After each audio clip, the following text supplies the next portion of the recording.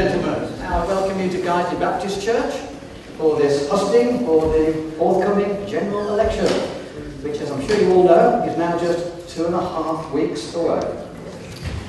You're all most welcome. My name is Steve Allen. I'm going to be chairing the session tonight in the absence of our minister, who would have been here, but who is not very well at the moment. One or two things you need to know about. There's a fire exit here, if anything untoward happens, and then there's the main door through which you enter. If you exit by this door, you need to go down the side of the building that way, and we congregate, please, across the road. Cross the road away. Don't just meet in the garden. Cross the road to the far side of the road. If you need the toilet, you go through the double doors here at the back of the church, turn right, and you'll find the loos down there. I'm pleased to say that all 5 candidates who are standing in this constituency are with us tonight. So we welcome, working towards me from the far side there, Stuart Andrew, Conservative, Bob Buxton of the Yorkshire Party, Ian McCargo, Labour Party, Alan Nixon of the Liberal Democrats, and Michael Wharton, who is an independent candidate. And the format tonight is very simple. In a few moments, I'm going to invite each candidate in turn to make an opening statement lasting 4 minutes. And we haven't actually discussed the order, but are you happy to go in the order in which you're seated, gentlemen? Yeah?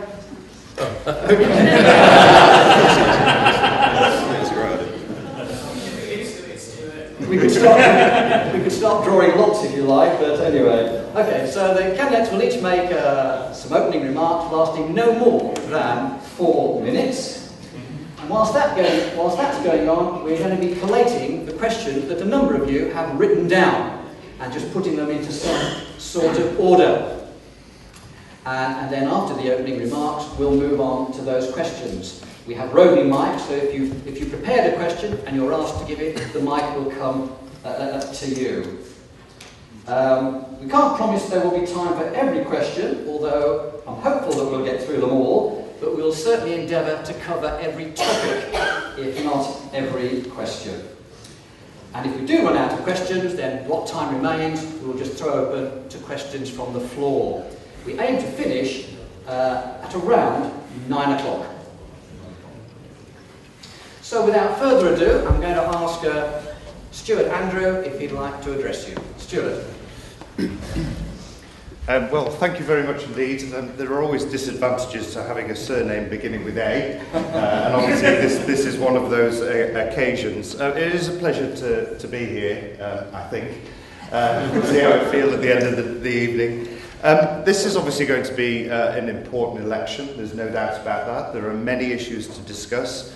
Of course, Brexit is going to be a major part of this election, but it is about much more than that. It is also about our economy, and from that it'll also be about how we run our public services, so that we can hopefully get the public services that we want and that we can afford.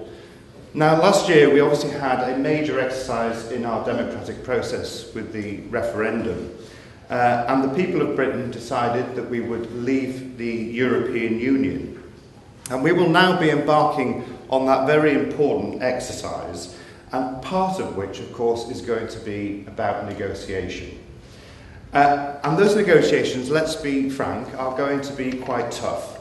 And I believe that we need to be represented in those negotiations by someone who has the strength that is needed and accepts the will of the British people that was made. Now, yes, we will be, in a few years' time, we will be taking control of our own laws. We will be able to have new trade deals with countries around the globe. But negotiation is also going to be about a bit of give and take. And it's important that we know when it is right to give, but it's also important to know when we get what is right, and that needs good leadership. Our economy, I believe, needs stability. When we came to power in 2010, our deficit was around 150 billion. That's 11% of what this country makes. That is now, through tough and difficult decisions that we've had to make, has now come down to 50 billion. There's still a long way to go, I accept, but we are slowly starting to begin to live within our means, and that helps us and our economy start to succeed and to grow. Employment is now at its highest, and unemployment at its lowest since the 1970s. And the UK is now the second fastest growing economy of the G7, just behind Germany. But that hasn't come by luck. Frankly, that has come by very difficult decisions, hard work, and the right policies. And it's only through those decisions that we've made that we've been able to make sure that we get the public services that we need. And I'm pleased that in our manifesto, we are determined to put another £8 billion into the National Health Service and a further £4 billion for our education services. But our economy has to be right if we are going to succeed. Now, on a personal level, it's been a great honour for me to be the Member of Parliament for this constituency since 2010. I care passionately about this area, I always have done. But I've tried my best to be an accessible and approachable Member of Parliament.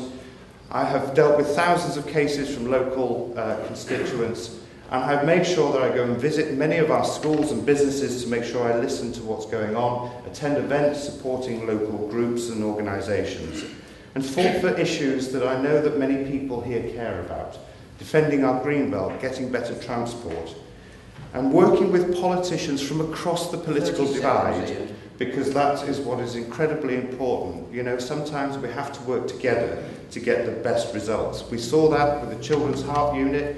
We've seen that with the money that we've managed to secure for transport in Leeds. So I would love to carry on being your Member of Parliament, and of course I would hope that you might vote for me. But the one message I would leave you with is that actually democracy is really important. So please, whatever you do, make sure you vote on June the 8th.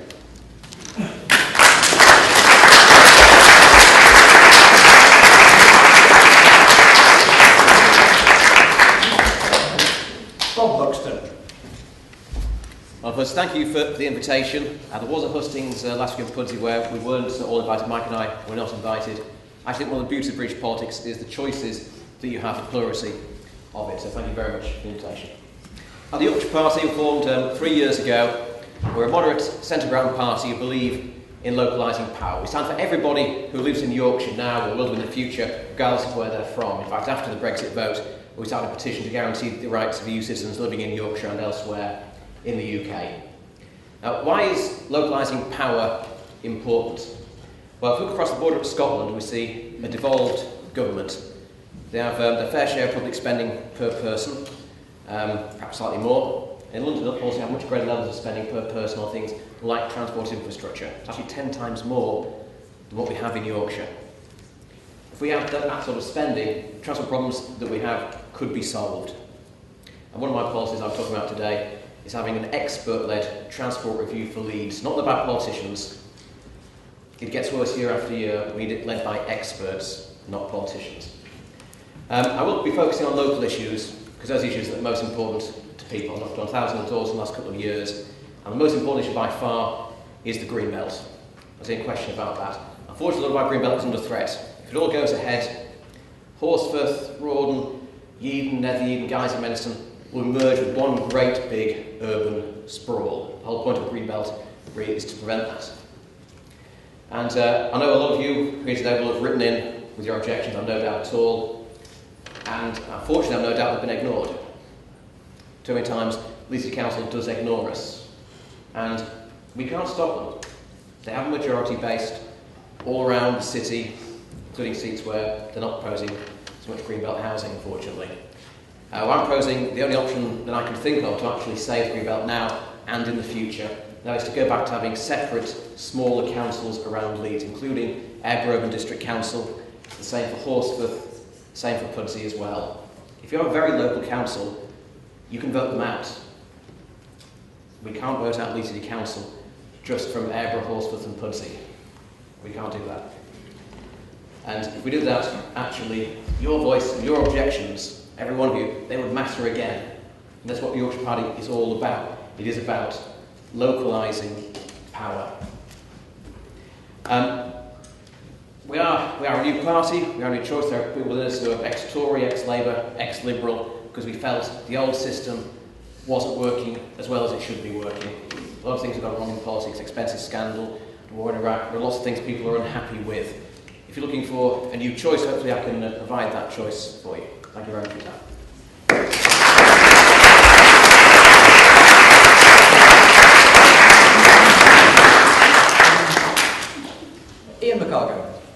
Good evening, everybody. It's great to see you all here. It's a very impressive turnout. I think this is one of the biggest crowds I've spoken to in this election. That's fantastic. Even bigger than the crowd that we had with Jeremy Corbyn in Swindon the other day. So we must be doing pretty well. So thanks very much to everybody who's organised this, and thanks to everybody who's come along. Just to explain briefly about myself, I've lived and worked in this constituency for a long time. I started work at EMIS in Horsforth Town Street above Morrison's. In 1999, we moved to Rawdon in 2002, Micklefield Lane. I worked there until earlier this year in March. So a long-established employee in this constituency, one of the biggest companies in Pudsey constituency, and it was a great privilege to work there. Shortly after I left EMIS, I wasn't particularly looking for a job. I was sitting at home at Horsforth with my family. I have young children, and we have all sorts of things to keep us amused anyway. But a general election was called, and a job offer came up which even I couldn't resist. The job of Member of Parliament for Pudsey. So I know we already have one. Well, we don't technically, but we've had one for some time. Same person. But I thought that perhaps I ought to go for it, and so I put my name forward, and I was delighted to be selected by the Labour Party. I've also been selected by the Cooperative Party, so I'm actually standing as the Labour and Cooperative Party candidate in this constituency, and I'm very proud of that. I'm absolutely committed to the cooperative movement, and I want to see lots more cooperatives all around this constituency and around Britain. I'm no stranger to Labour politics. I stood as Labour and Cooperative candidate for Horsforth Ward of Leeds City Council last year. We didn't win. We came second. The Lib Dems obviously are strong in Horsforth. We beat the Tories for the first time in 20 years. You'll note the strategic cough there from Stuart.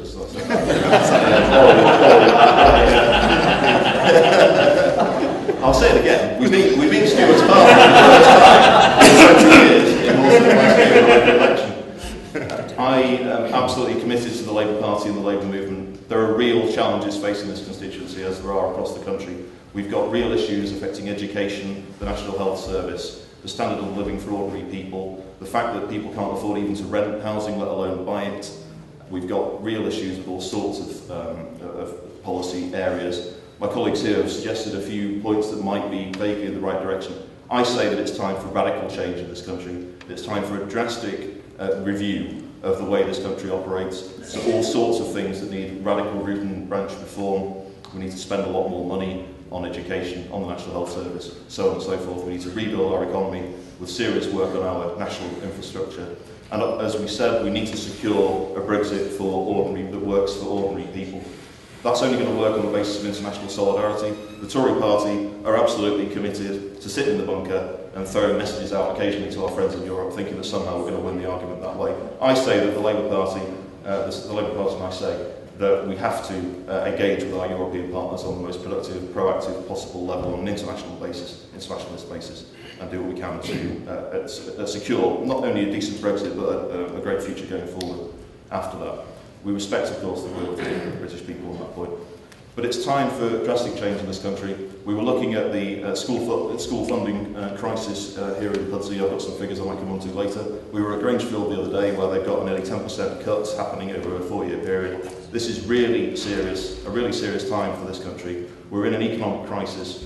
Our society is facing a crisis, and I see that the Labour Party is best placed to deal with that crisis. Thank you.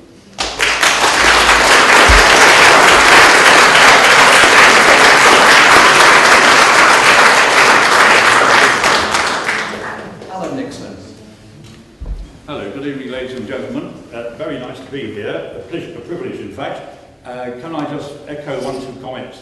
Thank you very much to those who've organised this evening, and of course thank you very much to those who've turned up. I hope it will be an interesting evening, and as the evening unfolds, no doubt we shall discover various things. Liberal Democrats, just in a phrase, open, tolerant, united. We are not claiming that we'll be forming a government on June the 9th. We are saying that this country needs a strong opposition.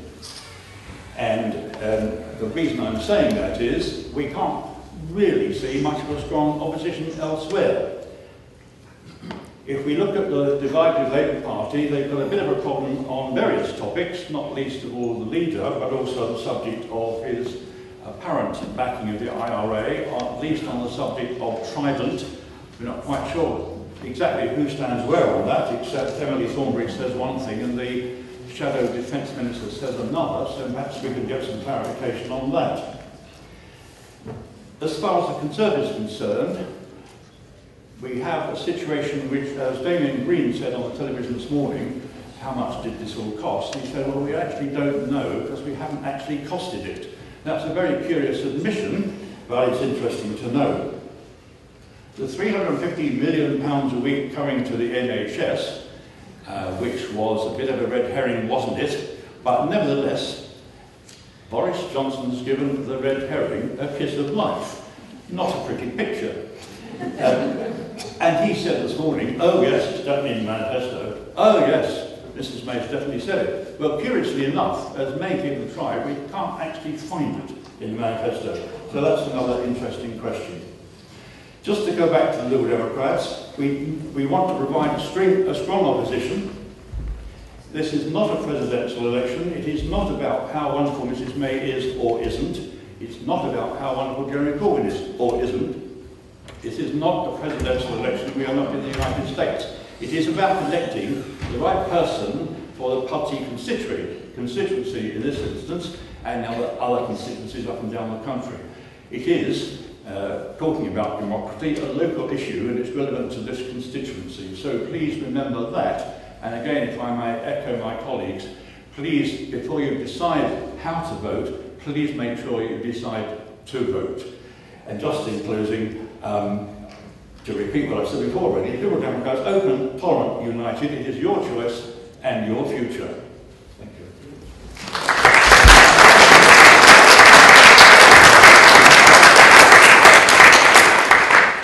Michael Morton. Hello everybody, and thank you for coming this evening. My route to this election is probably a little bit different than my fellow candidates. I worked for Leeds City Council 4 years ago, and I blew the whistle on what I saw as an abuse and a misuse of £10 million of public money. I was persecuted, harassed and victimised by some of my colleagues and senior colleagues for a period of 6 months before I was unfairly dismissed. I tried to raise the issue through all means of sort of scrutiny and accountability, including the Standards Committee, which is chaired by Elizabeth Nash of the Labour Party, and all to no avail. I also went to see Stuart Andrew and asked him if he could help me at the national level. To help me at the national level. And Stuart, to his credit, he did refer the matter on to the Secretary of State for Culture, and it went to 3 Secretaries of State for Culture, but none of them actually acted upon the matter. The £10 million fraud, £10 million misuse of money was involved the Arts Council, because they have absolutely no monitoring or scrutiny of the money that they dish out. So you cannot tell what effect or what impact the money that the Arts Council gives out. Almost sort of unique, I think, amongst sort of government quangos. Also, not unique amongst government quangos. They spend £30 million a month of public money to the Arts Council, and that's not accounted for. There's no scrutiny or accountability for that. So, in effect, it was just sort of business as usual. They've got used to giving out money which doesn't get monitored or accounted for. So, grants officers have enormous power to misuse those grants, and that's what I allege happened in Leeds. I haven't been able to get those issues addressed, even though I have had a massive paper trail evidence in the fact that I was instructed to defraud the funders, to defraud the Arts Council, and that I was instructed in writing to breach the contract. So I spent 4 years fighting this fight myself, and come up against massive barriers. The Leeds City Council have thrown thousands and thousands of pounds at it. I've had to pay from not having an income. I've had to pay thousands of pounds in employment tribunal fees, which is the Stewart's government brought in. Even as a whistleblower, I have to pay to try and bring to light matters of public interest. And whilst the council uses taxpayers' money to employ barristers at enormous expense to fight against me, I've also become involved in the wider whistleblowing movement, and I see that this isn't just an issue affecting me. there's a kind of epidemic of dishonesty in society, and whistleblowers across the country are being persecuted and victimised for all sorts of reasons. If I can list a few of the disasters which have happened over the last 30 years, the Piper Alpha disaster, most of you will remember that. After that brought in what's called the Public Interest Disclosure Act, which was supposed to stop that sort of thing happening, because people were blowing the whistle and trying to say at least the management of breaching safety standards, but people were being sacked for trying to raise those issues. And afterwards, there's a public inquiry, and they said, we can't let this happen again. We have to have a mechanism to protect whistleblowers. But it doesn't happen. The law is purposefully bad. So since Piper Alpha, we've also had this Aireborough ferry disaster. We've had the Rochdale child sexual exploitation scandal. We've had the Rotherham child sexual exploitation scandal. We've had Jimmy Savile. We've had the HSBC scandal, which involves the Conservative Party apparently sort of routing money, HSBC routing money through sort of the treasurer of the Conservative Party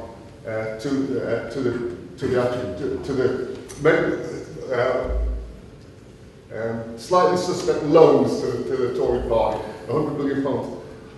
So George Osborne, since he left office, has been paid £100,000 for making 2 speeches at HSBC this year. 30 the Mid-Staffordshire Hospital Trust. So people are losing their lives because we don't protect whistleblowers. The company is losing money. We don't know what services we actually need because the corruption is endemic. It creeps into all areas of life: health, education, the public sector, local government. So lots and lots of people are colluding and just sort of twisting the figures, telling little lies here, inflating the outcomes of what they're supposed to achieve to try and get more funding the next year. This leads us to a society where we can't really tell what services we need because everybody's fundamentally at it. So I would like, I think if you vote for me, I can't change all the policies, but if I can lift the issue of whistleblower protection up the political agenda, and Bob Buxton's already said he'll steal the policy, which I'm very glad for, and I would like everybody else, all the other political parties, to ramp this up. If Bob can steal the policy, hopefully the Liberals will steal it next, and then Labour should steal it. The policy protecting whistleblowers should be stolen, and if everybody votes for me,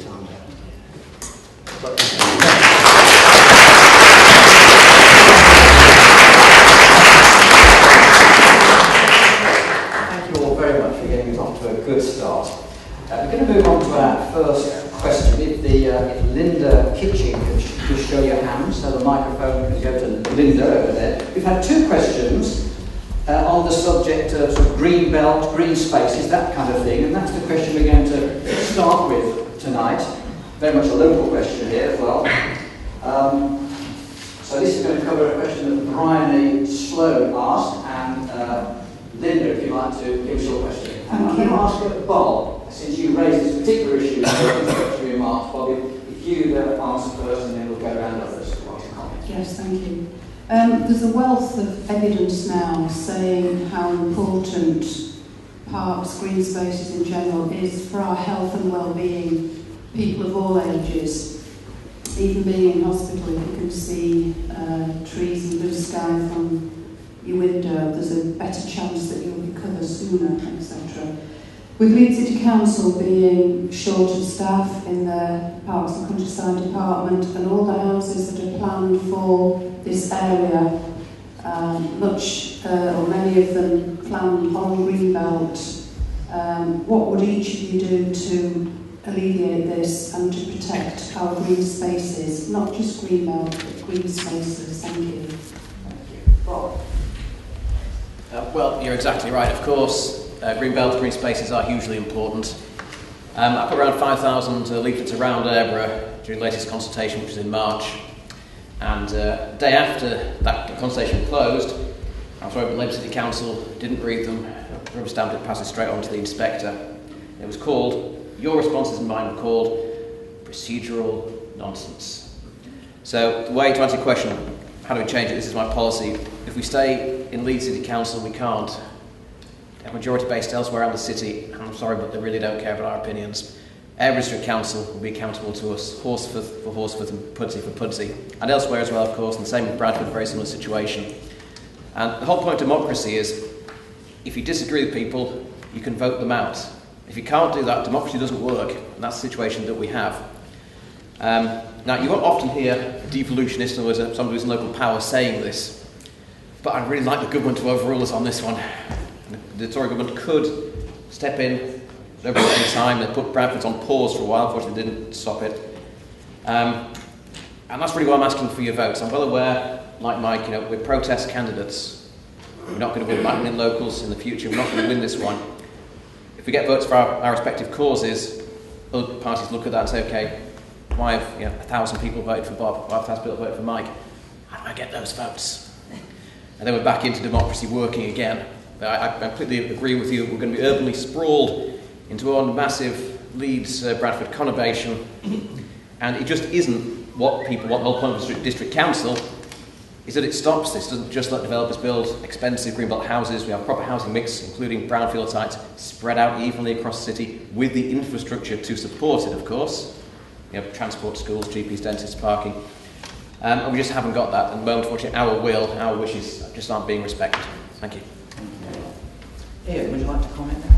Yeah, so this is quite a complicated situation.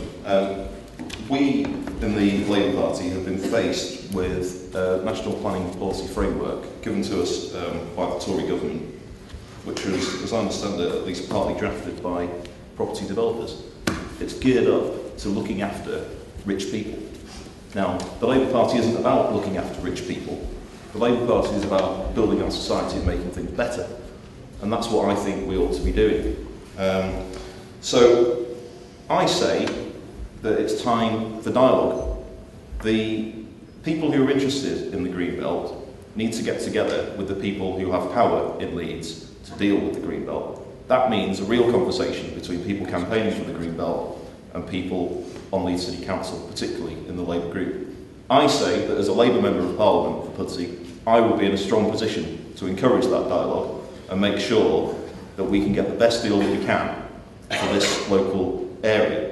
I personally am opposed to building on the Green Belt, and I go further than that. I live on New Road Side in Horsforth. It's quite amazing actually, the terrace that I live on. On the front of the terrace is one of the most congested, polluted roads in the constituency.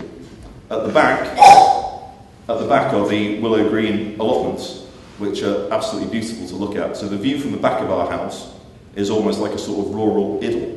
The view at the front is not a rural idyll, it's an urban nightmare.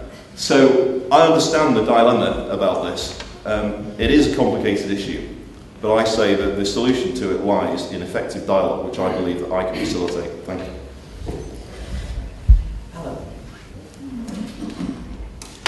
It's always a difficult one, planning, because whatever the planning decision is, there's always someone who doesn't like it. And I've got a lot of sympathy with planning experts and planning officials, because it's a very, very tricky kind of job and the balancing act. In brief, though, we live in a crowded island and people want to live somewhere. Having said that, we also enjoy open spaces and green fields and green belt areas, whatever label we want to put on them. I know in this constituency that Strawberry Field is a particularly interesting and controversial topic. I'm also was partly involved with a planning application in somewhere called Tetley Field, which is a little bit further into the city. I do think, as far as possible, we should be putting new housing and developments on ex-industrial sites, so-called brownfield sites, rather than greenfield sites. I know it's very easy to say that, but there are still some around which could be developed. We need affordable housing, and that probably means rather than 4- and 3-bedroom houses which are looking fairly luxurious, which are advertised in certain areas, we really need affordable, compact housing, be it flats or maisonettes or whatever, as starter homes for many, many people, particularly the younger folk. So yes, I would want to defend Greenbelt as much as possible. I have every sympathy with the planning officers and councillors who have to take that kind of decision, but we do need housing, and it's a question of balance. If I have to lean one way or the other, I would be in favour of very strict planning regulations that hopefully cannot be abused and taken advantage of. But we do need to be sensible. We need open spaces, but we also need housing. Building on a green belt won't give us the sort of houses that we need in the city. And if it looks suspect, then it probably is. I'm not saying that there is corruption involved in the deal, to build on the green belt.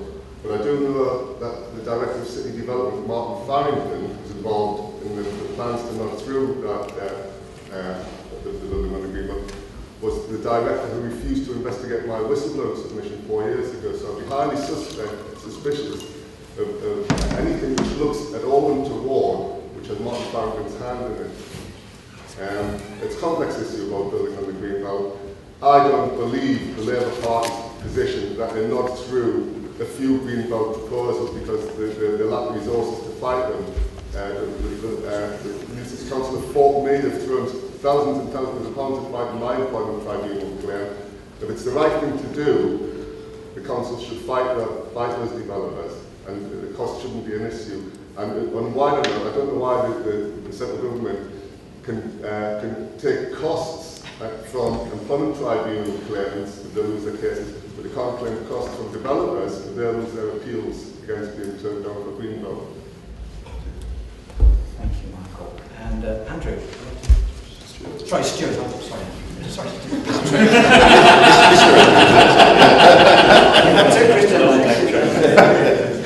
I usually get called Andrew. I have never been called Patrick.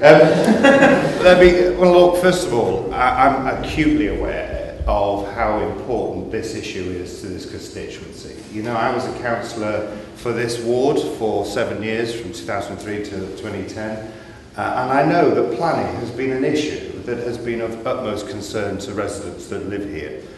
And I know that people, obviously, we have a balance here, don't we? Because actually, we have got to build more houses, because there are people who need to get on the housing ladder, there are people who need housing. But it is, for me, about building the right houses in the right places. Now, I heard mention of the NPPF. The reason why that was introduced is that actually the planning policy area had got massively complicated. And I sat on the planning committee. We had so many different rules and regulations that you had to consider before giving an application that it became hugely complex.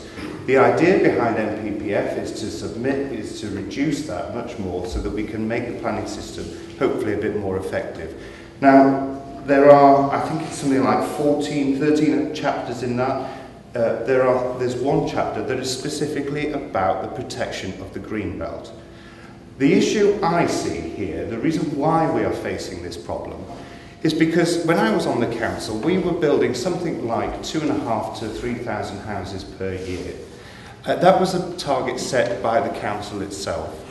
That all changed because the target from the previous government was set through the RSS and almost overnight doubled the housing target.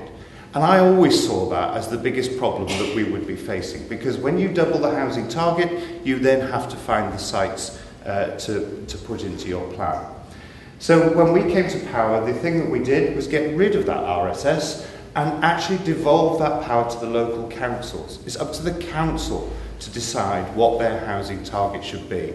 And for me, I think this is the crux of the problem, because the Leeds City Council have set themselves an ambitious target of 70,000 houses between now and the end of the planned period. And when you do that, you have to find the sites for it, and that is why the Greenbelt is under threat.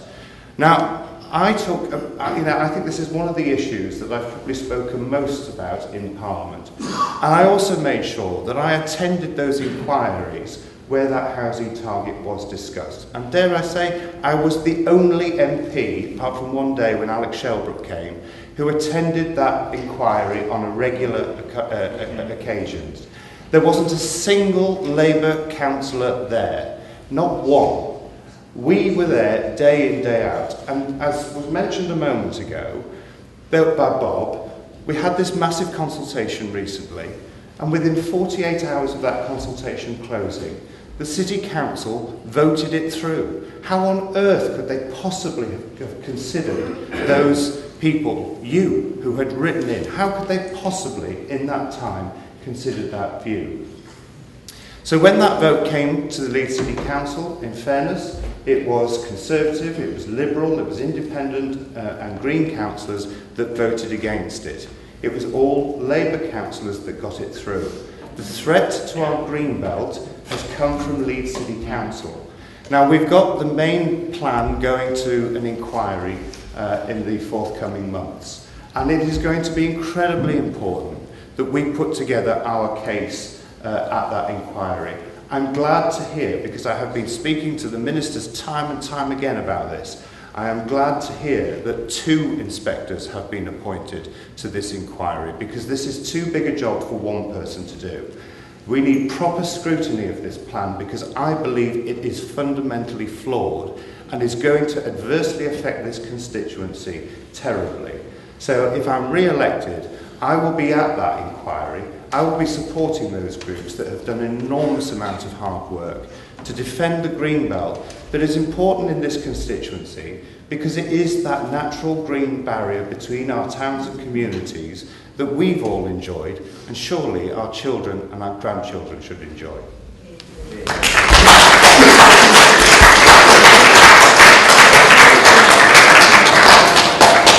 I've been around the block once on this, but Stuart just moved the conversation on to a critique of Labour policies. Do you just want to have a quick response? Just Bob, a quick response on that order. Well, I can go first. Let's say, for the sake of argument, that the housing target is too high, which I believe it is. By the way, it was signed off by government inspectors. I understand it was entirely a decision by Leeds City Council. But let's say that I agree that the target is too high, and let's say that those Labour councillors got it wrong and they voted the wrong way, which again, I am willing to be persuaded that that might well be the case. The question then is, what do we do next, and how do we do it? And I say the way to do it is through dialogue with those people, the Labour councillors, to try and get the situation on planning in the Greenbelt improved. And I don't think shouting at the Labour group or ignoring them or whatever is going to work. We need to have an effective dialogue with them and actually deal with the real issue that we face. Thank you. Sorry. Could I just respond to one of the comments from the panel? Is that allowed? Well, we've got a lot of questions to get through. In fact, we're probably not going to get through them all, actually. Can I start my response? Yes, so I think probably not. As a teacher, I'm used to sort of keeping an even temper. A bit of a test for me now. Yes, it is the Labour City Council's fault, and I find it rather disturbing, that saying, if you vote for me, I'll be able to talk my party mates down from this in the Labour Party. I mean, what? Is the Greenbelt a hostage now? Vote Labour, or they'll keep doing it? Really? Really? I think we need independent councils, don't you? Thank you. Okay, we're not going to move on. That was a question with a lot of very important to a lot of people locally in the constituency. This is a question kind of nationally. Somebody called R. Jones with a question about the parties which have just published their manifestos, about how those manifestos are going to be costed, I think. Mr. Jones? Yeah, thank you. Each party has now published its manifesto, and I would expect each party then to put that manifesto to the Office of Budget Responsibility, so they can respond to whether it's fiscally secure or whether there's holes in it. Can I ask the 3 major parties, do they intend to do that? And if not, why not? Yes, we do intend to do that. We have published our spending and taxation plans. It is true that we will be raising taxation by quite a significant amount, but it is also true that that money is going to be spent effectively on rebuilding this country and dealing with a whole range of challenges that the country faces. Those figures add up, and they're clearly available on the Labour Party website for all to see. And as the gentleman said, it will be available to go to the OBR for further review. So I support that. Look. Thank you. Alan? I think I understand the question. I'm quite happy to answer it as I understand it. The Liberal Democrats have been quite honest about this. We want to add a penny onto everyone's top rate of tax. So if you're paying basic rate of 20 pence in the pound, it will be 21 pence, and so on at higher rates. That will particularly go towards the NHS, and in brackets particularly also mental health and social care. As you will know very well, one of the problems in the NHS is the aftercare, which is blocking beds and so on and so on. So it's not just one little thing that needs doing, it's the whole system, conveyor belt. We also intend to increase corporation tax and not reduce it, as has been previously mentioned.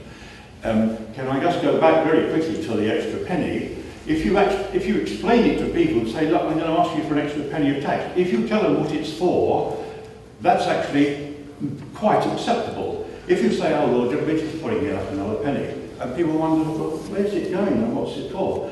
In your weekly pay packet or monthly salary statement, under this idea, you will have a separate itemised tax item in your deductions, which will be NHS plus social care, or an abbreviation of that. And so the figure might be whatever, however much you earn, but 1 penny will be precisely itemised and ring-fenced, and that will go as an extra to the NHS. So being quite upfront and honest about it, yes, we're going to ask you to pay more tax, but we think people will understand if they know that it was going for a particular labelled cause. Thank you. This question was directed particularly to the three major parties. So, Stuart, do you want to comment? Yes, well, I mean, first of all, of course, we were the ones that set up the Office of Budget Responsibility for this very reason. We wanted to make sure that actually there is an independent body that is looking at what the plans are in each of the budgets.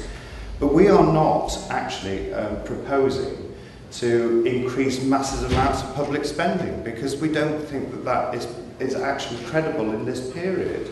We've got to be realistic and live within our means. Now, you know, we have instinctively been tried to keep the taxes as low as possible, but at the same time have committed to the funding that we have been asked to give. So, for example, on the National Health Service, we asked NHS England for them to come up with the proposals that they needed, how much they would need for the next 5 years, and we committed to doing that, and that is what we will be doing. We put in some proposals in our manifesto in terms of how we will raise money to support social care, and I'm sure that will come up shortly. But you know, we have always been working towards fiscal responsibility. That's why we've been trying to get that deficit down. It's taken a lot of hard work, but we've been determined to do it.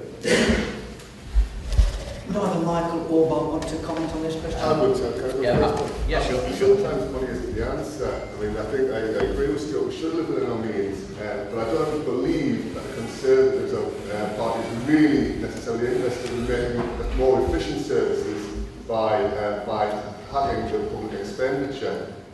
My own experience shows that they could have brought the Arts Council, for instance, under scrutiny and account and made that more efficient. But the three successive Secretaries of State for Culture have ignored the fact that the Arts Council squanders and wastes money with abandon. And that's my own single personal experience. And I know from my working life I've seen waste and excess and extravagance in all sorts of areas of public life. If we could get rid of a lot of the corruption in public life, we would actually find out what services we do need. We would become a more honest society. We do need public services, and they should be funded properly, and public servants should be treated well. But I don't think either the Labour Party or the Conservative Party's current approach will deliver that, not until we get rid of corruption from society. Thank you. As I mentioned before, in terms of transport infrastructure spending, Yorkshire gets just 10% per person what London gets. In terms of education, London used to have the worst GCSE results. They increased spending, there was a thing called London Challenge and training and collaboration, and now they improved. Now Yorkshire has the worst GCSE results. We used to get £1,000 less per pupil per year. So if those things were equalised, and not that would pay for all of our policies. In terms of income tax, as a regional party we don't have an income tax policy. I will give my personal opinion. Whoever wins will have to pay more tax, because if you look at the cuts in education, you know, there's no other way, and it's better than cutting even further in education, and indeed health and police. Thank you. If the microphone could find its way to Malcolm Townend, please. Malcolm. I had a couple of questions about, particularly about young people in housing. We've touched on housing, but the focus really is on young people. Malcolm, your question, please. Yeah, my question is, what do you think about the abolition of the housing benefit for 18 to 21-year-olds, and will not this lead to an increase in homelessness? Alan, would you like to start off? You started your question, what do I think about it? The answer is not very much. And without going into too specific details, it's clearly causing all sorts of problems. We're coming back to the issue about housing, and more housing is accommodation of whatever kind is needed for younger people, and that is a big issue in the country and in Yorkshire for that matter. I don't have any easy answer, except I don't agree with what is happening, and I would certainly be against any reductions in those sorts of allowances. We've had an artificially inflated housing market for the last 30 years, and most people here are a little bit older than me, so you can probably actually remember when you were buying the first houses. Now, you know, within a family, perhaps with one wage earner, it was possible for a family to buy a home in those days, to expect to have it paid off for 20 or 25 years. Those days are gone. That's a result of policy decisions. There's nothing innately. There's nothing changed manifestly about the houses that we live in. They're still never bricks and mortar, they're still built on land. There's no real reason other than policy decisions that the finance market wanted to suck more money out of the housing market, of the inflation in house prices. And that has now pushed rents up, and it's made the kind of housing benefit issue an area which can be cut. But if people are earning, they're adults, why shouldn't they have the same rights as everybody else? Just to remind you, the specific question was about the abolition of housing benefit and whether it would lead to homelessness. Stuart. Well, the whole issue of welfare has been obviously a very incredibly difficult area, because we were facing a massive increase in the budget, in the welfare budget. If we just look at housing benefit alone, it had gone to over 20-something billion pounds. This is a huge amount of money, and we had to get this under control. And that's why I'm saying, you know, it's easy to sit here and promise you the earth, billions of extra pounds that we don't know how we're going to pay for. What we're trying to do is actually make sure that our economy is a strong economy, an economy that is providing opportunities and jobs for young people, so that they're able to provide that housing without being dependent on housing benefit. Now, I know that it's not easy. And again, this takes us back to the right sorts of housing being built in this area. You know, I am tired of seeing the sort of applications that get passed that are 5 and 6 bedroom houses and not enough starter homes for young people in this area. That's where I think we've got to get some resolution. But, you know, one of the other things that I don't think we've had much credit for, or we've even given enough publicity for, is the fact that actually under this government, more council housing was built than under the previous Labour government in 13 years. And I would certainly want to see more of that. It's something I've always pushed for. So that there is a good mix of housing there available to our young people that is affordable. Well, so to echo Stuart's point in terms of the housing mix, we do need more smaller houses, we need more council houses, more retirement homes indeed. To answer your question directly, will it lead to an increase in homelessness? Yes, very obviously so. And policies like this, it seems to be the assumption that if you're 18 to 21, you can just live in your own bedroom with your parents. I work at Leeds City College, a lot of people, students have not had a very good start in life and they haven't got that option. So I completely disagree with the policy. Thank you.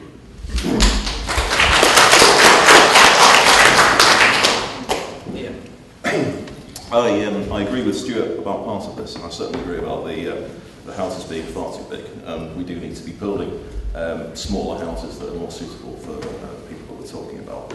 I also agree about council housing. We need a massive programme of council house building in this country, and the Labour Party is absolutely committed to that, and we will be doing it.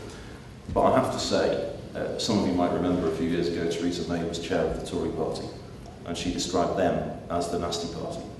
And cutting housing benefit to 18 to 21-year-olds is a nasty policy. It's right up there with the bedroom tax. The latest one, I believe, is getting rid of free school lunches for infants in school and giving them a little breakfast instead. It's ridiculous. The Tory party needs to behave itself a bit better than that, frankly. It's perfectly affordable for us to carry on with all of those things. The Labour Party, by the way, is committed to restoring housing benefit for 18 to 21-year-olds. The idea that those things that I've mentioned are going to bankrupt Britain is just a nonsense. And we can easily afford to pay for them. Our programme, as I said, is fully costed. We will deal with all of those points. There is just no need for that level of vindictiveness in the society, and I deplore the Tory party for it.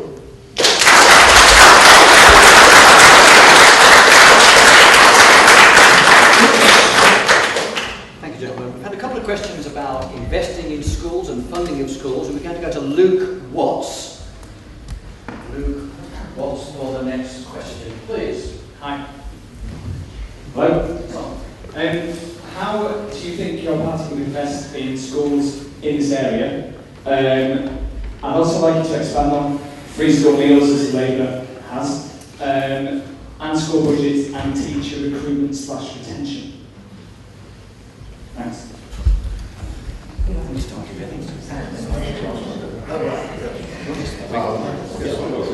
Okay, we'll get to Stuart then, please.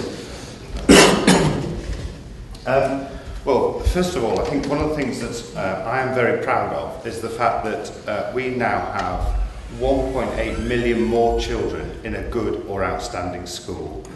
That is incredibly important. The standards of the education that they come out with is absolutely important as the bedrock for their future life.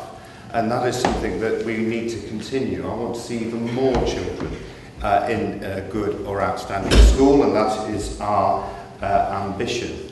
Let me first of all talk about the free school meals, because I think there has been a bit of confusion on. I think we probably caused that, if I'm frank. But what we're talking about here is the universal free school meals for infant children. That means regardless of what your background, you all get a free meal. I would argue, is that the best use of money that needs to go into the education budget? I would rather that money going back into the classroom, and that's exactly what we are proposing. £4 billion extra is what we are proposing in our manifesto. We want to make sure that we have that money in there. So we are spending records amount now. There's more money being spent now. There's £40 billion being spent in our education system, and we will be increasing that over the period of this Parliament, as I say, by £4 billion. But it is also, as I say, about the outcomes, making sure that these children leave school with the best education possible. Attending a great school is incredibly important for their future. It is the foundation and the bedrock of what their whole life will be, and that is what we will be wanting to do. One thing I'll be completely honest with you that I am critical of is that we have still not tackled the issue of all the paperwork and administration side that the teachers have, and I'll put my hands up to that. I think that needs resolving, and I'll continue to make those points as I regularly do, or have done whilst I've been a Member of Parliament.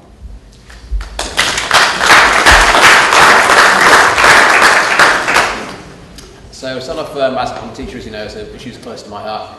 With the meals, the wealthiest people in society, generally speaking, send their children to private schools. So, if we're doing state schools only, there's an element of means testing. It's people in the middle and people at the bottom. I think it's a shame to get rid of that.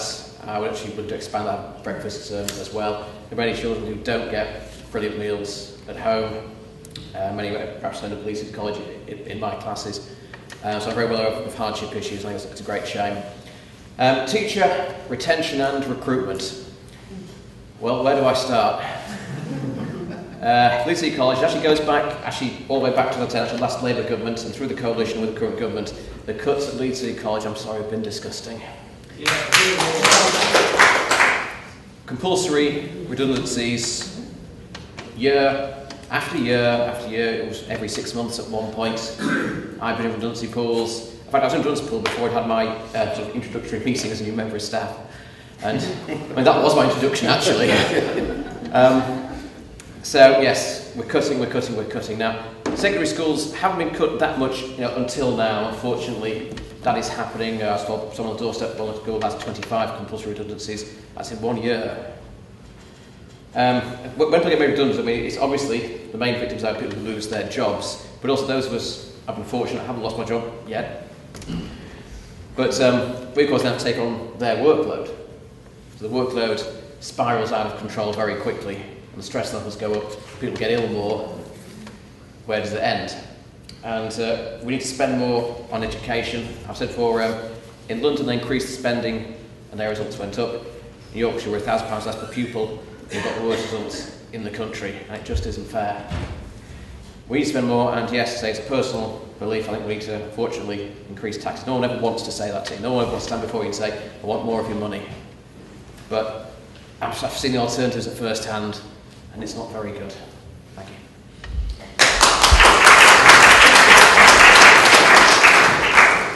you. Ian, and just to remind you, the question included particularly a point about school meals. Yes, indeed. So we have a specific policy on that. I mentioned earlier about infant school meals being universal, as we said. And universality, by the way, is very important because it removes the whole element of stigma and so on about free school meals, which is vitally important for the uptake of that and very important for the children affected by it. Our proposal is to have free school meals across the primary sector, and we're going to pay for that with VAT on private school fees. And I think that's a perfectly reasonable proposition, and we will make sure that that happens.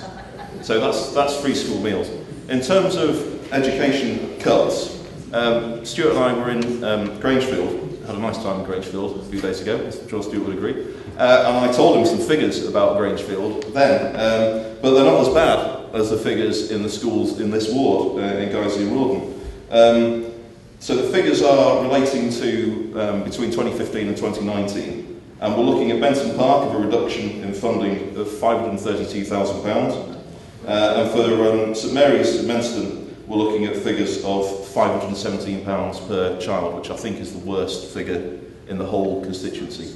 So we're looking at a crisis in education funding, and that needs to be tackled. The way to tackle it is not by swapping and changing little pots of money around, as Stuart was talking about. You might get a little bit of money out of the free school meals thing and that can somehow fix all of our other problems. The answer is a genuine radical solution where we actually put serious amounts of money into schools, restore those funding cuts and more besides, and actually genuinely start to tackle some of the real issues in our schools. Thank you.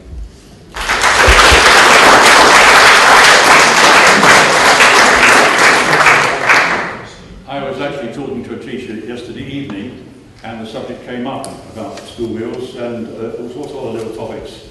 And if I may paraphrase, if we're going to have breakfast provided instead of a school lunch, maybe, is it the new phrase is going to be breakfast means breakfast? Thank you very much, Ian. Yeah, I'll give you the fiver later. Okay, that's fine. Some of us here may remember the coalition government, which was Conservative and Liberal Democrat.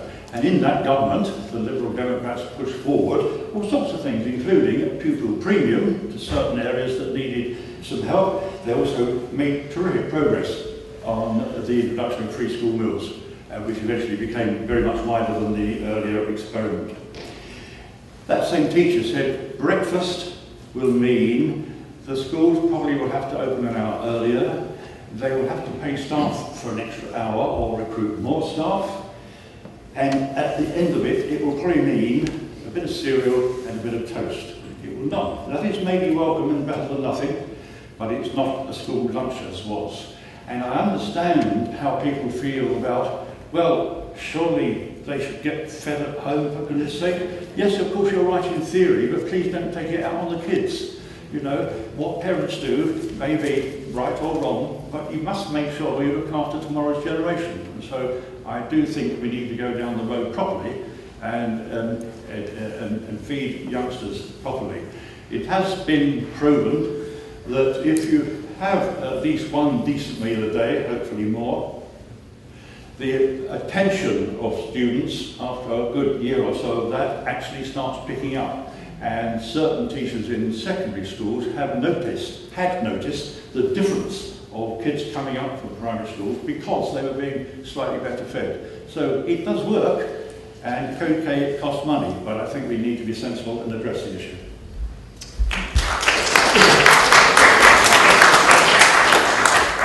If as a society we could get rid of some of the waste that results from corruption, we would have more money to pay for the services that we agree that we do need. And I think we can all probably agree that educating the next generation and making the next generation of citizens should be a priority.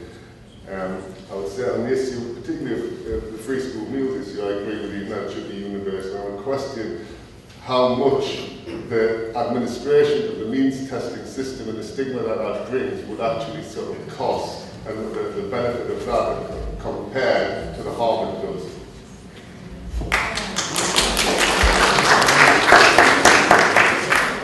So here we have finished. I have finished. Okay, sorry. We're going now. Carry on. Where's Tina Barry with a question about the refugee crisis down to the front here? It's not quite clear from this Tina whether you're asking about the European refugee crisis or how it impacts locally. So you can make that clear in your question. Thank you.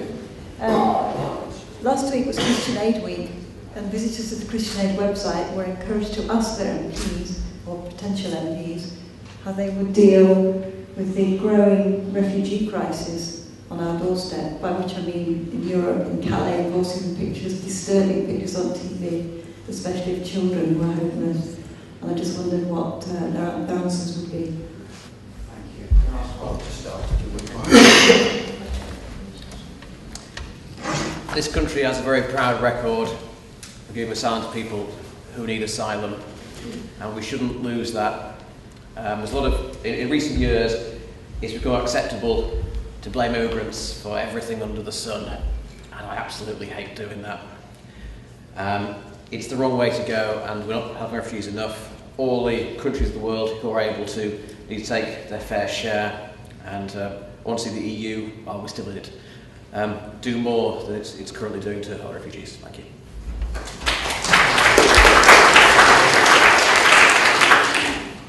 Ian. Just to say I agree with Bob about that. We need to continue our fine tradition in this country of welcoming refugees and giving them asylum. I support that entirely.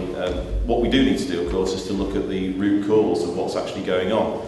Refugees are taking refuge, usually from war, and obviously the solution there is for the wars either to be not happening in the first place or to be brought to an end. So the Labour Party is an internationalist party, and we're absolutely committed to doing what we can to help in bringing those wars to an end. Thank you.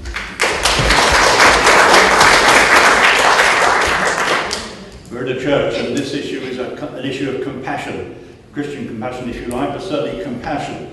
And I have been in Tim Farron's presence in the same room as him, and you may have seen him on television. He is very passionate about this issue. We must let our consciences guide, particularly towards refugee children. It's a terribly, it's a big issue, I know, but that doesn't make it wrong to deal with it. We have to deal with it, we have to show compassion, as we have done over many, many years. And so I'm very much in favour of doing a bit more than recent promises have been towards helping this issue. We're not going to solve it overnight, but we need to do much more than we are doing. Michael. I would agree with everything that's been said. So I think it's a stain on the conscience of everybody in Europe, the way that refugees have been treated in the last few years. Not even beings that have been traumatised further by the way they're being treated. And the original trauma that they escaped from, fled from. It's a shame on us all. Stuart. Well, like everybody else, of course, the scenes that we've seen have been heartbreaking. Of course they have been. So much so that I took, very much the responsibility of trying to find out more about it. And so I volunteered at a Syrian refugee camp in southern Turkey because I wanted to spend time with these people to understand what the issues were that they were going through. And I know it sounds easy to say, let's just make sure that we have as many people coming here as possible.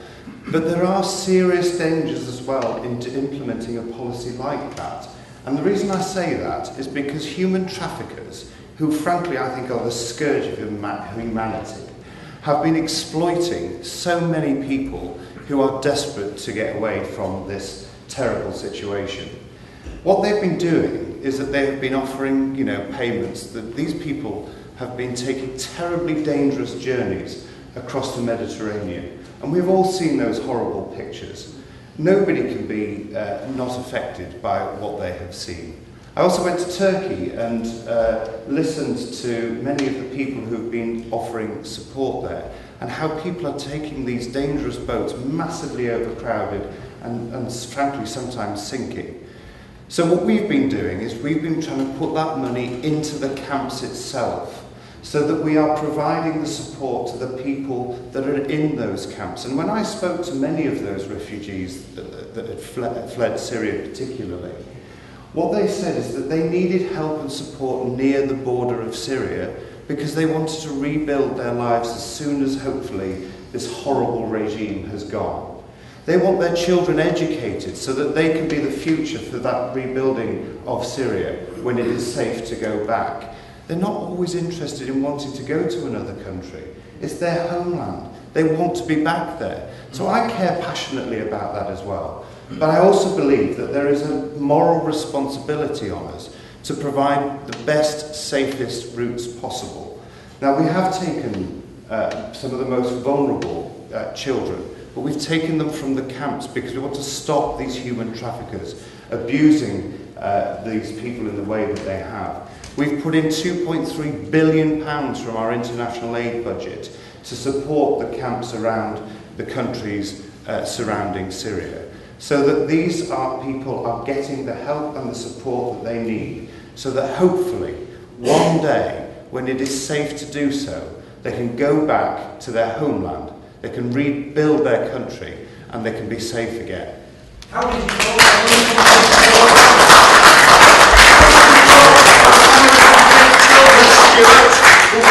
Before I ask Bob to speak, I'm going to introduce the next question at the same time, because it's very similar. I possibly should have put them together at the beginning, forgive me. David Barry. David Barry.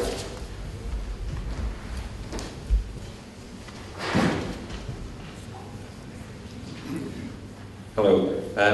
So my question is, with unemployment at a 45-year low, should setting aggressive immigration targets be a real priority for a government? So, Bob, so the two questions together. One is, what do you do? What might you do to solve the growing refugee crisis? And I guess the question then is, and is an aggressive immigration target one of the things that should be done? Bring those two questions together. Well, in my opinion, no, it shouldn't. I'm always honest in the hustings. I know this has probably cost me a few votes, but I say it because there's no point being here if I don't speak honestly.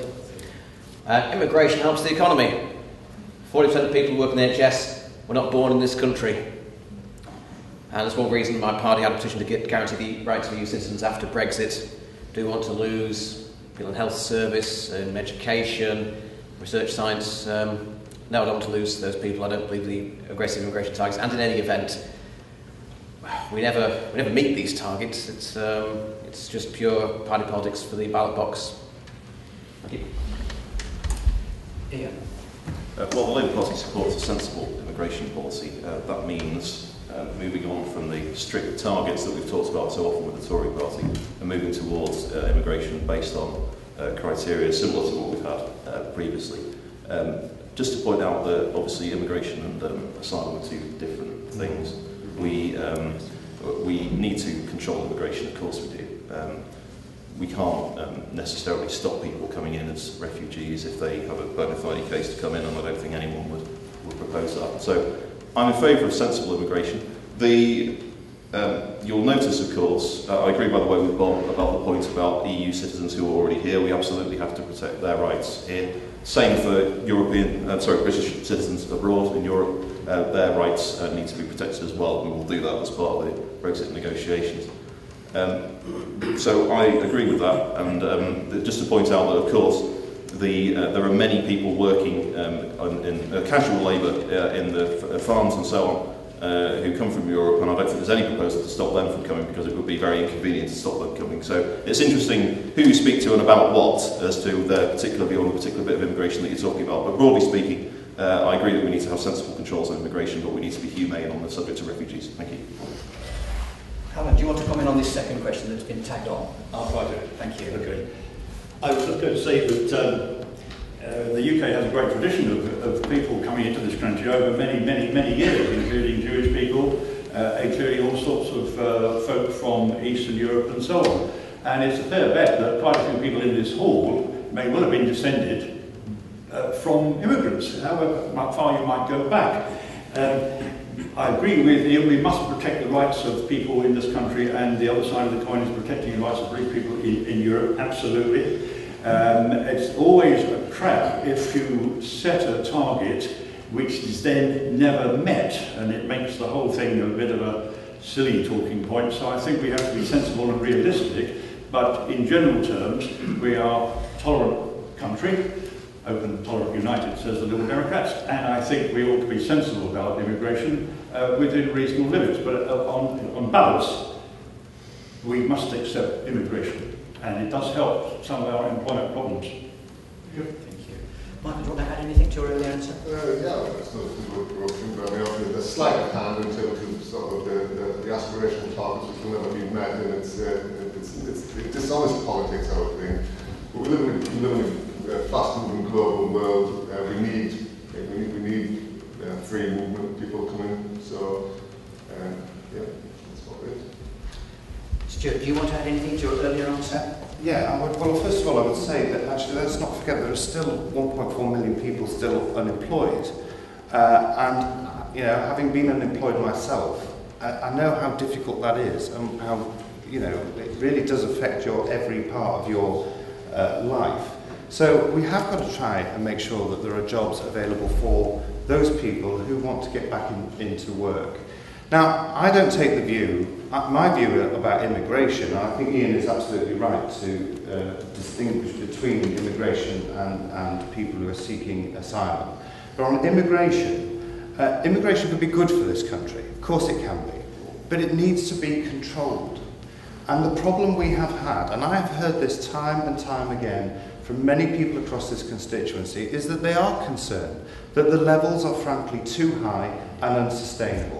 And we have got to come up with a plan. Now, as we leave the EU, we will not have the free movement of people, and so we can start to introduce an immigration policy that suits the needs of what this country needs.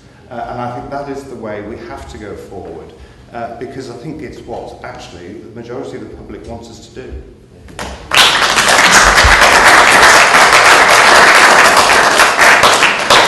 Okay, moving on to a different topic. If the microphone could find its way to Christine Head. Christine, there you are. Thank you. It's a national topic, really.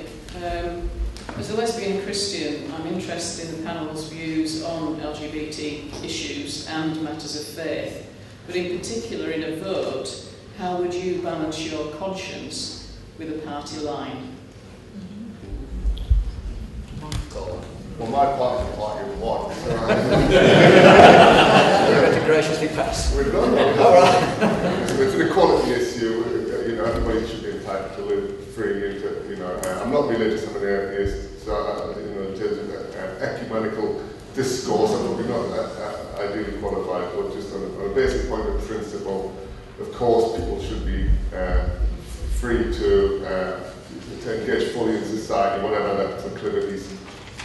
Okay, we're going to go the other way this time, just to make things a little bit different, because we're aware that your party leader has sort of found this a difficult issue to handle, I think. Yes, thanks very much, sir. So over to you. Okay. I'm not sure I quite caught the second half of your question, but we'll see what we can do. Repeat it. Sorry? It was, how would you balance your conscience against the party line? So if it came, Right. I'm not dodging the question here, but many questions like this kind of question tend to be more conscience questions rather than official party policy, although I know about same-sex marriage and so on, which was official Liberal Democrat Party policy, as you may know. I come back to open, tolerant and united, that I am tolerant. I choose to live my life a certain way, and I'm perfectly happy and do not wish to criticise anyone who wants to live their life in a way which may be different. I really mean that, tolerant. And I would go further and say, but obviously this is obvious, this bit really, I wouldn't want to criticise them for anything. It's not a question of right or wrong, it is a question of different people, and we have our own approach to how we live. And as I say, I'm entirely relaxed about that. Mr. Farron has his own views, and I'm entirely relaxed about that. And I expect he is as well. There is no clash of problems here. We're tolerant about things, and if I'm to say to you, I'm quite happy about the way you live, I hope we're all big enough to say to Tim Farron, we're happy about the way he lives, because it's a two-sided coin again. I hope that answers you. Well, just being agnostic, I don't really have any strong axe to grind on that point. I completely support the Labour Party's policy, which is to support LGBT rights completely. We always have done and will continue to do that. I'm proud to support that. I would say that the many things that I would disagree with Stuart Andrew about, this is not one of them, and I would support Stuart entirely on this policy area. Thank you. On the general point, Ian, if there was an issue in the Labour Party, like Trident, for instance, where you had a different view to the party, that's possible. How would you go about balancing your conscience with the party line on a different issue? Well, the Labour Party has a great tradition of internal dissent. We don't operate in terms of strict mind control, and we are actually entitled within the Labour Party to express our own opinions about things. And one of the reasons I'm so proud to be in the Labour movement is that we have our own opinions and we express them openly and honestly to each other. My predecessor as candidate here, Jamie Hanley, and I have totally different views on Trident, but he's a good friend of mine, and we are in the same party. Jeremy Corbyn and I have the same view about Trident, and we disagree about several other things.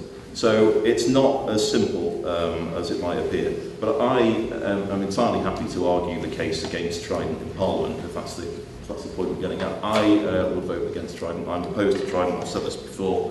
On moral grounds, I think it's absolutely obscene and outrageous that we would consider using such appalling weapons of mass destruction.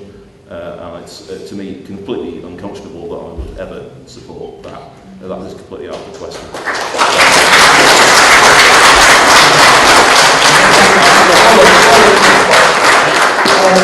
Yes, can I just please ask Ian for some clarification on that? Is he saying he's against Trident, and in which case he's against the Labour Party official policy, which is pro-Trident, unless it changed during the day, because this morning the policy wasn't If I may just add one other little point, and I'm sorry this sounds flippant, I don't really mean it to be, but I mean, let's get serious about Trident. A certain party leader, I'll leave you to work it out who it is, suggested the clever way of having Trident is to have them around, but have them unarmed. Now, hey, that would be cheaper. I could even do rowing around in a boat, if you like, which would be even cheaper. But I mean, please, let's get serious. We must be keen and serious about the defence of this country, and incidentally, helping NATO and other matters about world peace. It's the subject well, very cleverly done. Anyway, the question is about conscience of the party line. Well, the Yorkshire Party doesn't believe in the party whip system, so if we get the MPs, they will not be told how to vote by anybody. Even if someone belongs to a different party, I'd still vote with conscience without a shadow of a doubt, without any hesitation to answer your question. And of LGBT rights, pardon me, we have 21 candidates standing, 6 of them are actually LGBT candidates. And I've always supported gay lesbian marriage for many, many years, before it was frankly mainstream, as I believe it's hopefully become now. On the issue of Trident, our populace will be Kim Jong-un has nuclear weapons, so does Vladimir Putin. They are the only weapon, extraordinary quality of them, that's actually prevented war. So I support Trident. Thank you. Stuart, I mean, have a go at both questions, everybody else is. Conscience and Trident. Well, first of all, on the original question, being very personal for a moment, it's something I have struggled with throughout my entire life. I do have a faith, I do believe in God, and growing up and realising that I was a gay man was quite a hard thing to reconcile. And I spoke about that in the chamber when we had the equal marriage debate. That was one of the hardest times, I think, in Parliament, because you have to talk about something that's very personal, but it was important to actually speak up, and I'm glad that we managed to sort of deal with that. And I think, actually, I want to pay tribute, actually, to the Labour Party for the enormous amount of work they did in terms of bringing about LGBT equality, and I'm very proud. My party was a bit later at getting to this, I have to be honest, but we got there in the end. But I'm very proud that we were able to carry that on, because the way I look at people is that, you know, we're all individual, but actually we are all the same, and you know, we should be treated as such. In terms of the issue of, you know, the whip system and you know, voting with your conscience, let me tell you, this is probably one of the hardest bits about being a member of Parliament, and particularly when your party has a small majority in the House. But there are other ways of doing it. Now, I've watched serial rebels on all sides of the political debate vote consistently against their party. And actually, that doesn't achieve a great deal, because the whole of government ministers, front bench spokesmen start to shut them out. They're not interested because, oh, they do that anyway. That's typical of X, Y, or Z. I have found it more effective to actually go and speak to the ministers when the policies are being discussed and really lay thick my concerns. And we have had, you know, I've had some successes, but I've had some failures. But that is what politics is about, frankly. It is sometimes about making, you know, getting the changes that you want to see to the legislation that's being put forward, and sometimes you just aren't able to achieve that. But it's about being honest and trying your best. On the issue of Trident, I don't know how this got caught up in the LGBT agenda, but there you go. I have to say I am fully supportive of renewing Trident. Now, this world is a dangerous place at the moment, and now is not the time for us to be giving up this equipment that has been a deterrent. Do I like Trident? Of course I don't. Nobody likes nuclear weapons. I would love it that we had a nuclear-free world, but the fact is we have real serious threats against us, and we need to make sure that we keep our defences strong at this time. Now is not the time to weaken them.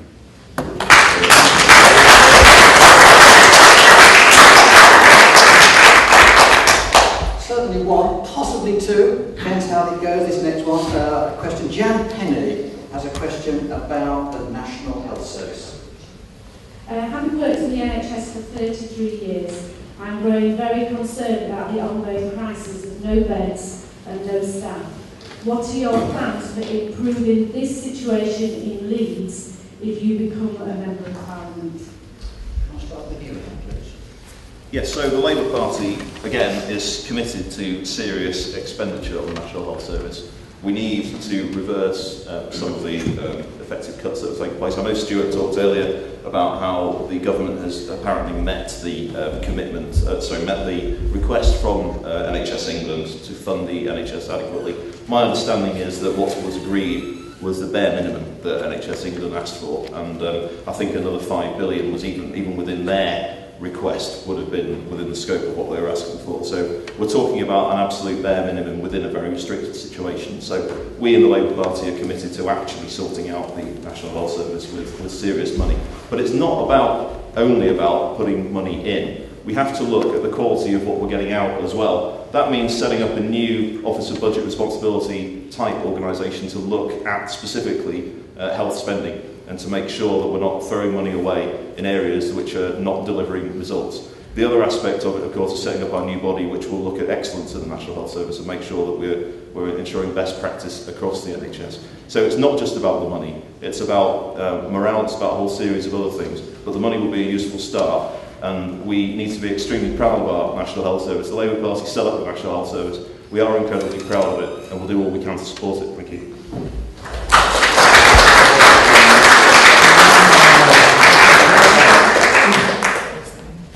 I mentioned the NHS before, and the Liberal Democrats say, well, depending on everyone's income tax, whatever your rate is, add a penny, and that will be specifically fed into the NHS and ring-fenced and labelled on your salary statements.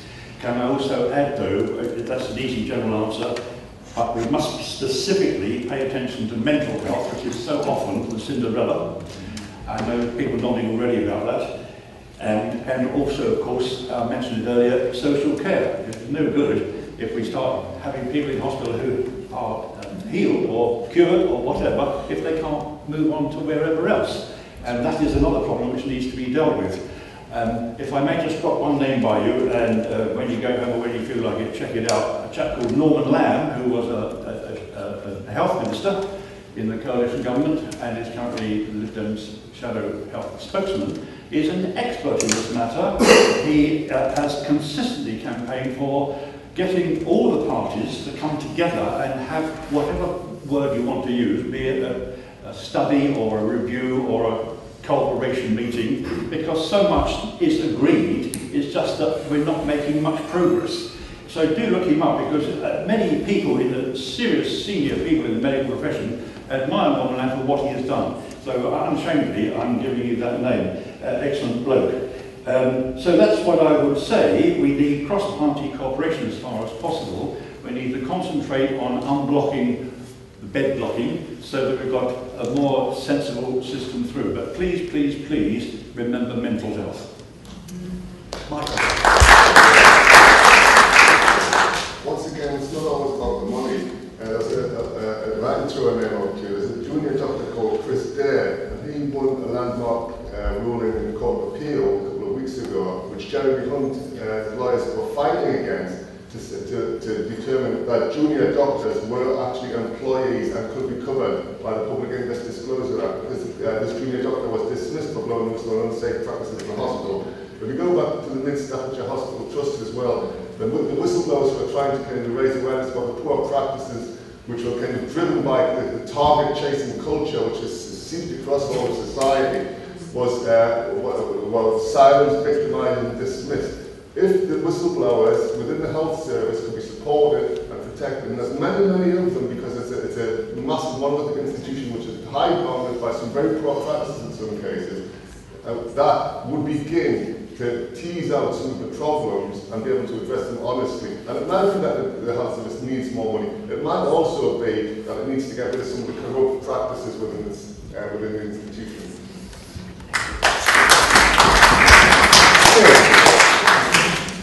Well, first of all, I'd say the National Health Service is something that, again, I praise the Labour Party for establishing. It is something that we should be very, very proud of in this country. And I've had to depend on it, my family have had to depend on it. And during my working career before I was an MP, I saw how many families needed the National Health Service. So it is something that I feel just as strongly and passionate about. And that is why, yes, we did put in the money that was requested. And I would point out, just to have a bit of a dig, I'm afraid, there is a part of this country where Labour are in charge of the National Health Service, and that's in Wales, where they've cut spending by 8%. And in this country, in England, it has gone up by 9%. But it is also about outcomes. That is incredibly important. I was pleased to read a report recently that said that actually the outcomes, it was an independent report for the NHS, and the outcomes of care of most major conditions are now dramatically better than they were 3, 5 or 10 years ago. That is fantastic. But that doesn't, we mustn't though ignore the fact that there are of course huge pressures on the National Health Service. As we get older, which is a good thing to celebrate, there will be more demands on it. And there are more operations and more people being seen every single day than ever before. And that is why we put that extra money in. We now have 11,000 more doctors and 10,000 more nurses, but of course we've got to go further. The other thing I think is incredibly important, and I think it'd be quite interesting to see how this trial down at Wharfdale Hospital goes in terms of the beds for people who are not yet ready to go home, but are not poorly enough to stay in hospital. I hope that will start to relieve a bit of pressure and release some of those beds.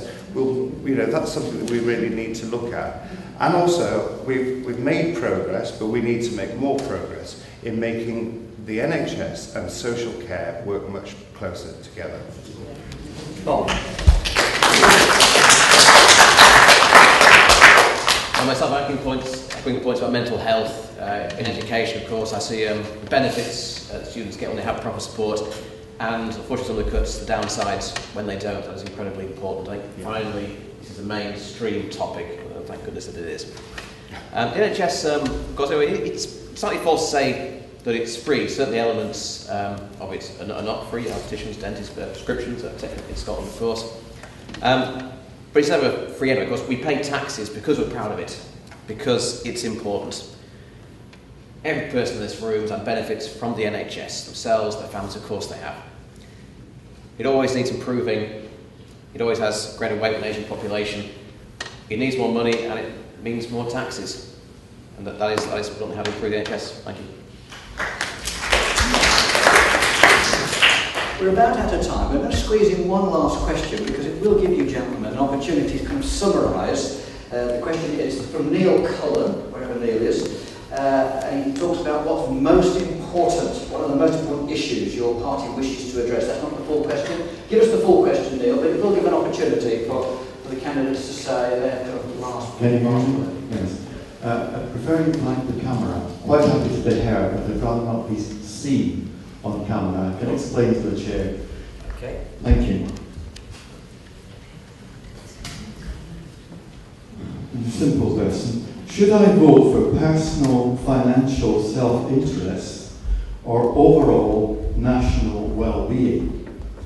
Part 2 is, if I do vote for overall national well-being, what are the most important issues that your party wishes to address?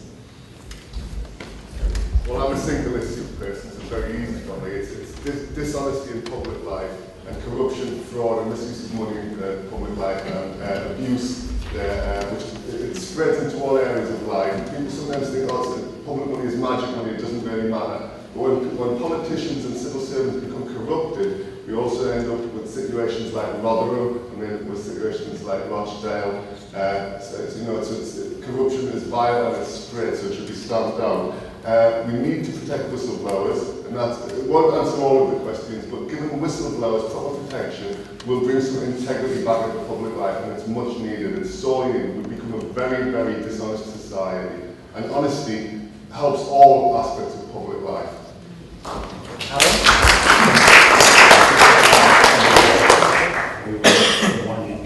Yes, we are. Yes, that's fine. Okay, thank you very much for the question.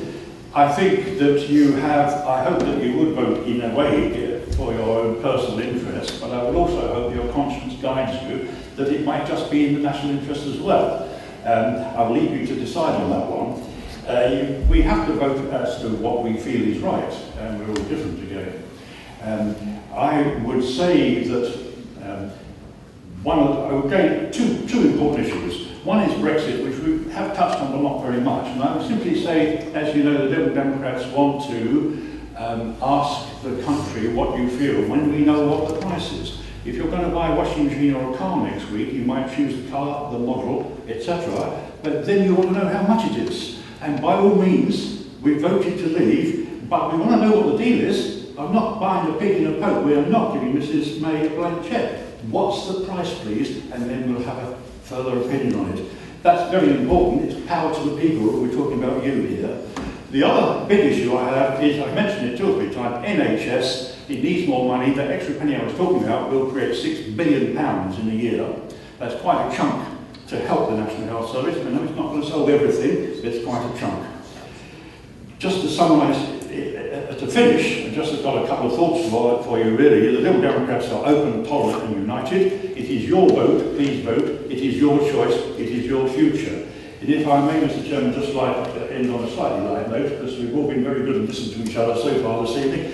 I just wanted to say that 2 things really. A famous person once said he knows nothing, but he thinks he knows everything. He is ideally suited for politics. And one more, and that is, and the gentleman here on my right know this one, somebody equally famous said once upon a time, politics is show business for the ugly. I will let you decide.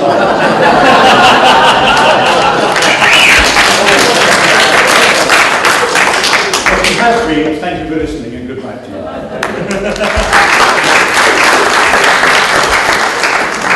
Yeah. So, sorry, I was trying to remember the original question, so I think self-interest or national well-being. So, I think for most people, if you look at the figures, because our policies are honest and based on actual figures, if you look at the figures, I honestly don't believe that many people are actually going to be in that dilemma. I think in most cases, you can vote for both quite easily. There will be people who are worse off in our society than they are now, but they'll still be very well off. There'll be rich corporations and there'll be very rich individuals on very high salaries. And I think it's reasonable to ask them to make a sacrifice to help build a better society here in Britain. If they don't want to vote for the Labour Party, that's a matter for them, but I hope that at least some of them will and that they will understand that point. On a wider issue, I think one of the crucial issues we need to sort out, as far as the Labour Party is concerned, is the economy. For far too long, we've been stuck in an economic crisis. We've had the huge propaganda effort by Stuart's party, the big lie theory about what caused the original financial crash about 10 years ago. It wasn't the Labour government. It was an international financial crisis.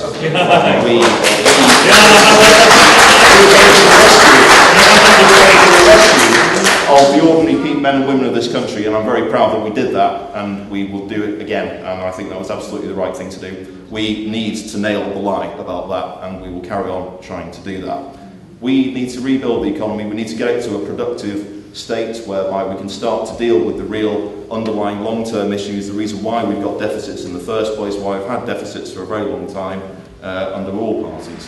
We need to start to address the real underlying economic infrastructure of this country, get it working on a regional basis, so on and so forth, get all sorts of activity going on to encourage economic activity and build that capacity that we so desperately need in this country to actually move forward together with a positive, productive economy. Secondly, obviously, we need to rebuild our public services, and the Labour Party is absolutely committed to doing that. I've talked about several of those today. The NHS and education are obviously the two big ones. There are others as well, and it's absolutely essential that for all of our people, we do what we can to sort those issues out properly. And thirdly, I would say, this whole issue about young people. We need to start delivering for the young people of this country. I was saying, I've said a few times, my daughter recently passed her driving test. She's 21. She's on the minimum wage. She was offered car insurance quotes of £200 a month, so that she will be paying, she'll be working for 4 days every month just to pay for car insurance. That cannot be right, and that is the kind of challenge that the young people of today are facing when they're trying to deal with just getting a foot on the housing ladder. Even to rent these days is extremely difficult. And the Labour Party is committed to making rentals more affordable and so on and so forth. So there's a real issue there about young people, and we in the Labour Party will begin to tackle that. So I think those are the points that I would highlight about the Labour Party's programme. For myself, I'm absolutely delighted and proud to be standing to represent the Labour and cooperative parties in this election. I'm delighted to be standing in my own constituency, delighted to have the support of my local party.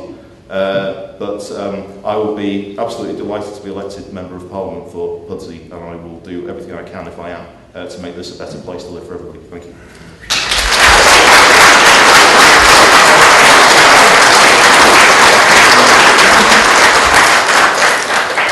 I think most people actually do vote not just on personal issues, but on issues for other people. I've met one person that thinks we should have more houses and that none of them should be cheaper houses or council houses. Thankfully only one.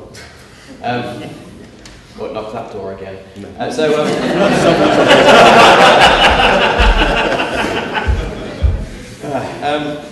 Anyway, so yes, I think people do that. Of course you should vote with your conscience, not just for yourself, but for other people. And people do that. I'm actually convinced that people do. A lot of people are against university tuition fees, and people graduate with 44 grand's worth of debt.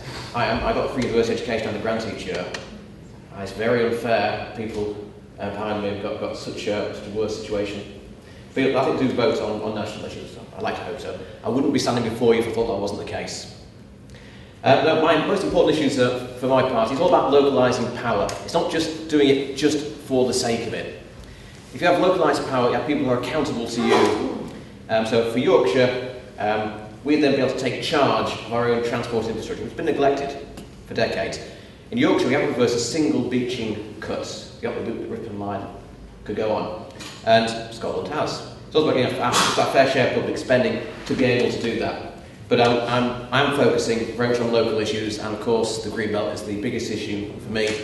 And again, it is localising power, taking it back. 1974, all local councils merged into Leeds City Council. When your local council gets too big, it's no longer local and it's no longer yours. And if you're a bit tired of being ignored every time you write in to say for a bit of Greenbelt land, make all of us just a NIMBY. and I'm asking you to vote for me. Because if Aireborough had its own council, and same Horsforth had Pudsey, people will be accountable for us, because they need our votes. That's the whole point of democracy. People being voted in by the people to serve them and to represent the people. Does City Council represent you? Does it speak for you? Doesn't speak for me. Thank you very much for your time today. Thank you.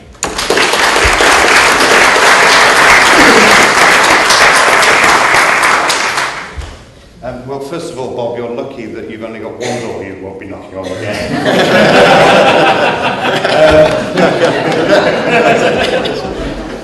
Well, first of all, I think tonight has been fantastic. So again, thank you to the organisers and also to all the other candidates. We've been very polite with each other, which is always a good thing. I suppose I would, in answer to your question, argue that actually voting in the national interest will eventually, obviously, cascade down to your own personal interest and welfare. And I think we have, as I said at the beginning, we have got some important negotiations ahead of us. What sort of deal we get in terms of the Brexit negotiations is going to be incredibly important, so that we can then secure our economy and be an outward-looking country that is looking to the new economies that are emerging all over the world and bring up those trade deals that we can get to bring about investment here. But I have to sort of take issue with Ian for a moment, even though I've just said that you're being very polite. and do remind that actually we did inherit a huge deficit. There was that famous note that said, sorry, there's no money left. And it has been incredibly difficult. It has not been easy trying to get the public finances back on track, and we've still got some way to go. But it's only when we do that that we have the confidence in our economy. And that's what I think will eventually bring about the standards that you're talking about for you and your family. On a personal level, as I said at the beginning, it has been an incredible 7 years being a Member of Parliament. I certainly hope that I will continue, but we will wait and see. It's up to you to decide. But all I can say to you is that I have tried to give my heart and soul to this job. I've tried to be out there and active and work hard on your behalf. I'm a human being. I don't always get things right, but I always try my hardest, and that's what I would continue to do if re-elected on June the 8th.